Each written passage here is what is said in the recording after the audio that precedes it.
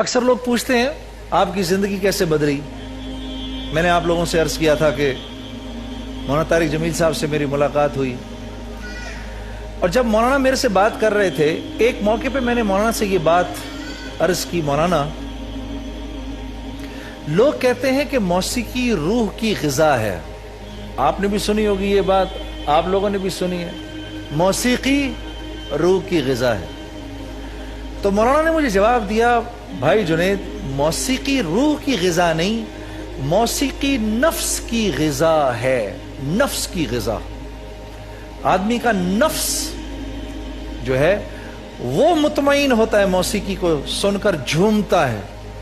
फिर फरमाने लगे कि कुरान की आयत पढ़ी, अला बिज़िक्रिल्लाहि तत्मइन्नुल क़ुलूब, कि अल्लाह चैलेंज दे रहे हैं दौलत वालों को, हुकूमत वालों को, अल्लाह चैलेंज दे रहे हैं माल वालों को, अल्लाह चैलेंज दे रहे हैं शोहरत वालों को, तमाम शोहरत वालों, माल वालों, हुकूमत वालों, नाम वालों, मेरा तुम्हें यह चैलेंज है, दिल का सुकून, चैन और इत्मीनान अगर चाहिए तो तुम्हें मुझसे यारी लगानी पड़ेगी।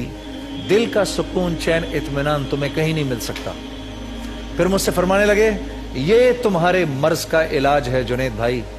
शोहरत तो है तुम्हारे पास, माल तो है तुम्हारे पास, नहीं है तो अल्लाह नहीं है, कि ये रूह सिर्फ और सिर्फ अल्लाह का नाम सुनकर खुश होती है। ये बात सुनकर और फिर फरमाने लगे, फिर कुरान की एक और आयत पढ़ी, वमन अअरद अन ज़िक्री फ़इन्न लहू मईशतन ज़नका।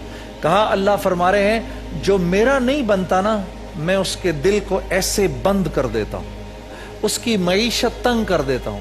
आज कभी कभार जब लोग आकर हमारे सामने इस बात का रोना रोते हैं कि हमारे पास हमारा जो कारोबार है चल नहीं रहा जुनैद भाई, हमारे पास जो माल है वो हमें पूरा नहीं पड़ता। आप यकीन करो मेरे दोस्तों, एक दफा मेरा एक वकील दोस्त मुझसे कहने लगा, जुनैद, मैंने बरकत का मतलब पूछा अपने सेक्रेटरी से। मैंने उससे पूछा, यार बरकत किसको कहते हैं? कहने लगा, वो भी तुम्हारी तरह बारिश था। मैंने तो वो हंसने लगा, कहने लगा, हजरत बरकत इसको कहते हैं कि पिछले 9 महीने में आपके 14 पार्कर के पेन खो चुके हैं, और मेरा ये 1 रुपए का पियानो पेन जो है ये पिछले 9 महीने से मेरे साथ है।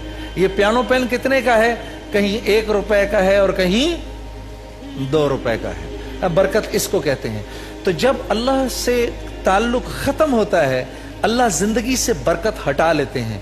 आप बड़े बड़े मकान बना सकते हैं, लेकिन उनमें अमन, चैन, इत्मीनान नहीं हो सकता। आप अच्छे अच्छे खाने पका सकते हैं, उनमें मजा नहीं हो सकता। घर में रहने वाले एक दूसरे से नफरत करेंगे, हालांकि बड़े से महल में रह रहे होंगे। हम कहते हैं ना, कम बच्चे खुशहाल घराना। नहीं मेरे दोस्तों, किसी घर में अगर 10 फर्मा बरदार बेटे भी रह रहे हैं तो वो घर जन्नत है। ये है वो बात जो मैं आपसे अर्ज करना चाहता हूं, जो मौलाना ने मुझसे कही। उनकी ये बात सुनकर मैं इतना दुखी हुआ कि मैं गम में बिल्कुल ऐसे गिर सा गया नीचे। तो मैंने मौलाना से कहा, मौलाना क्या मेरी सारी जिंदगी बर्बाद हो गई? फरमाने लगे, नहीं, तुम्हारी जिंदगी बर्बाद इसलिए नहीं हुई कि आदमी जब अपने गुनाहों के बारे में सोचकर, आदमी जब अपनी कमियों के बारे में सोचकर अल्लाह से माफी मांगता है, तो अल्लाह रब्बुल इज्जत न सिर्फ ये कि उसके पिछले सारे गुनाह माफ कर देते हैं, बल्कि उसको अपना दोस्त और अपना वली बना देते हैं। एक आदमी इतने उसने बुराई की, इतनी बुराई की कि शहर के लोगों ने उसको शहर से बाहर निकाल दिया।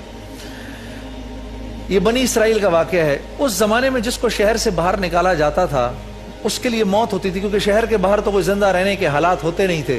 वो जंगल में गया, रहने लगा, आखिर कुछ दिनों बाद बीमार पड़ गया। बीमार पड़ने के बाद जब उसके ऊपर मौत के पंजे ने अपने हाथ डाले हैं, उस वक्त उसको अल्लाह याद आया और अल्लाह से कहने लगा, ए अल्लाह, सुना है कि जिसका कोई नहीं होता उसके आप होते हैं।